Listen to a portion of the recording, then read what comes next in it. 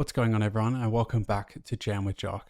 I wanted to share with you guys how I've organized my samples throughout the years, which not only tidies up all my samples for me, but also makes for a lot more efficient producing because I can just search for keywords.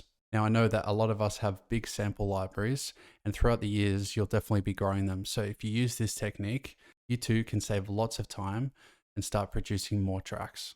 I'm going to be showing you guys a paid way to do this and also a free way to do it. I prefer using the paid version. I've done that, but I'll give you guys the options to use both. So let's get straight into it. So the technique that I'm talking about uses the Camelot system. They call it a Camelot wheel. And I've talked about a similar concept on this channel before, and that's the circle of fifths. What the circle of fifths is a circle that helps us determine each scale's relative major or minor. So C major's relative minor is A minor, and so forth.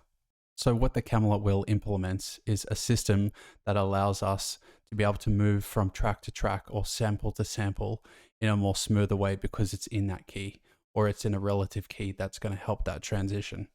So for instance, 12A would go with 12B, 2A would go with 2B, but also transitions like 1A to 2A and 2A to 3A and so on are also a smooth transition.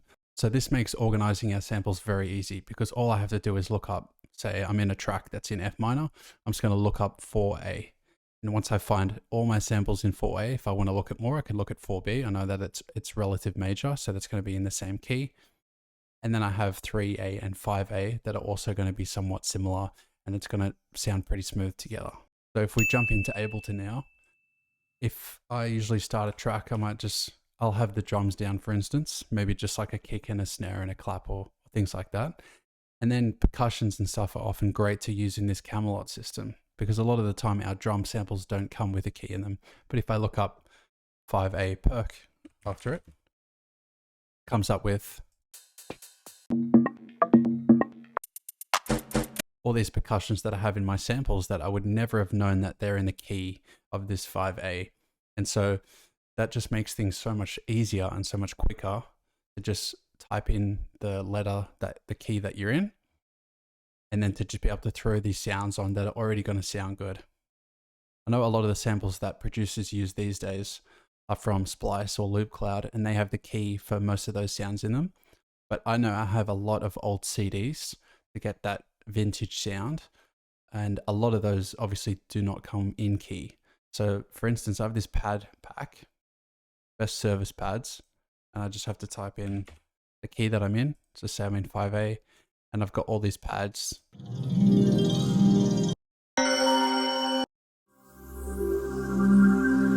That didn't have the key before, and I wouldn't have been able to know if they fit my track unless I just tried them one by one. So literally just by searching 5A pad, and then I can go in all.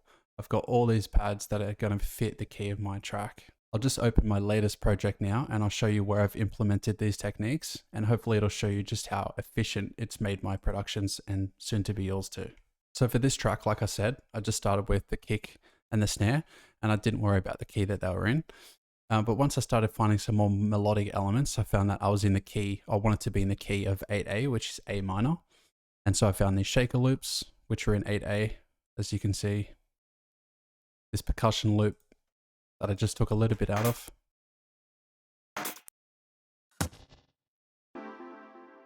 And then these vocals, which is great because a lot of these sounds have these tonal features in it that are obviously in that key of A minor. So to have all these sounds working together, it's just going to make the drums sound more unified because they're all in the same key. And a lot of the time people tell you not to tune your drums, but I do notice that when I do things like this, the track just sounds like more as one, and it sounds more like it's all fitting like a glove. So I'll play my drums together, you can hear how it sounds. Got this texture.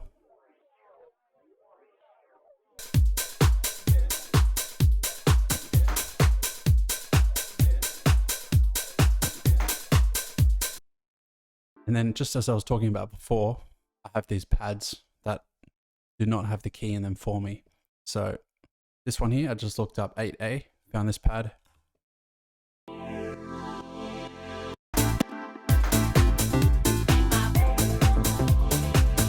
So I instantly have this pad that just fits with the track, and I feel like it's a really good element to add to the track. And it's from an old CD, so it's a totally rare, unique sound that I've now got in my track that fits the key perfectly.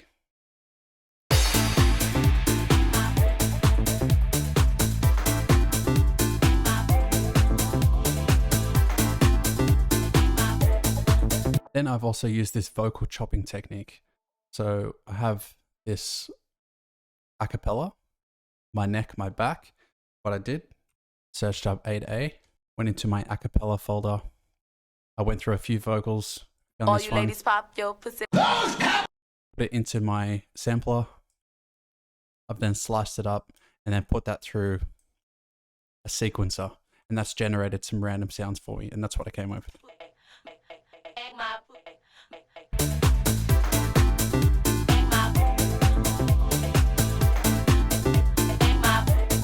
Again, it's just a sound that fits with the track, and simply by looking up that letter, I found all these acapellas that are in my key, and I can start doing these chops. Or even if I wanted to do a instrumental behind an acapella, I just have to find out whatever that key is. So it's just a very easy way to just stay in key and make your track sound really good together.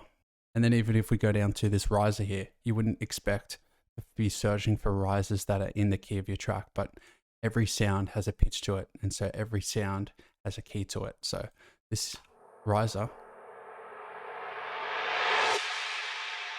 just fits my track because it's in the key.